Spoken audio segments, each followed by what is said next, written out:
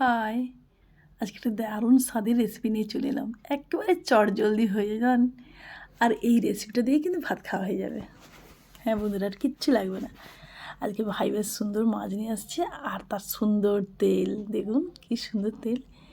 তাই এত সুন্দর তেলটা দেখে ভাবলাম না, এই রেসিপিটা বানিয়েই ফেলি। কারণ এই রেসিপিটা দিয়েই কিন্তু ভাত খাওয়া হয়ে যাবে, আর কিচ্ছু লাগবে না। হ্যাঁ বন্ধুরা, তার জন্য একটা সিলভারের বাটি নিতে হবে। কারণ এইটা না বাটির মধ্যে যতটা ভালো লাগে, কড়াইতে করলে অতটা স্বাদ আসে না। তাই আমি একটা বাটির মধ্যে অল্প একটু সরষের তেল দিলাম, তার মধ্যে কাঁচা লঙ্কা আর পেঁয়াজ দিলাম। হালকা নেড়ে চেড়ে হালকা হালকা করে ভেজে নেব। তো বন্ধুরা, বাড়িতে যখন মাছের তেল আসবে রেসিপিটা করে একবার দেখো, দেখবে মুখে লেগেই থাকবে। তো তেলটাকে ছোটো ছোটো করে কেটে নিয়েছি,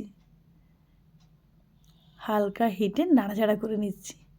একে একে লবণ, হলুদ এগুলো দিয়ে দেবো। সেরকম কোনো মশলাই নেই, শুধু দেখতে থাকো ফুল ভিডিওটা, তাহলেই কিন্তু বুঝতে পারবে। আর কখনোই মনে হবে না মাছের তেলটাকে ফেলিয়ে দিই বা ভেজে খেয়ে নিই। তখন মনে হবে না না, বেগুন তেল করেই খাই।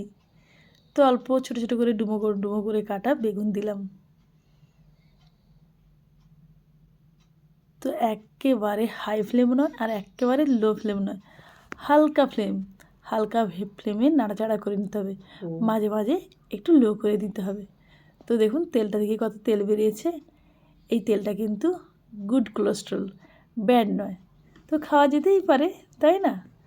তো ভাতে যাই থাকুক না কেন, এই তেল দিয়ে কিন্তু পুরো ভাতটা খাওয়া হয়ে যাবে। তো প্রায় রান্না তো কমপ্লিটের পথে। তো আজকে কী রান্না করলাম বলো তো? কড়াই শাকের তরকারি করেছি, আলু দিয়ে টমেটো দিয়ে মাছ দিয়ে ঝোল করেছি, আর বেগুন তেল করেছি। যাই রান্না হোক না কেন, ভাতের থালা কিন্তু সব পড়ে থাকবে, আর বেগুন তেল দিয়ে ভাত খাওয়া হবে। তো বন্ধুরা, কে কোথা থেকে আমার এই ভিডিওটা দেখছেন, একটা ছোট্ট লাইক আর কমেন্ট করে অবশ্যই জানাবেন। আর ভালো লাগলে বন্ধুদের মাঝে শেয়ার করে দেবেন, সেটার একটা অনুরোধ রইল আপনাদের কাছে। তো এখন রাখছি, আর দেখাচ্ছি একটা নেক্সট ভিডিওতে। টাটা।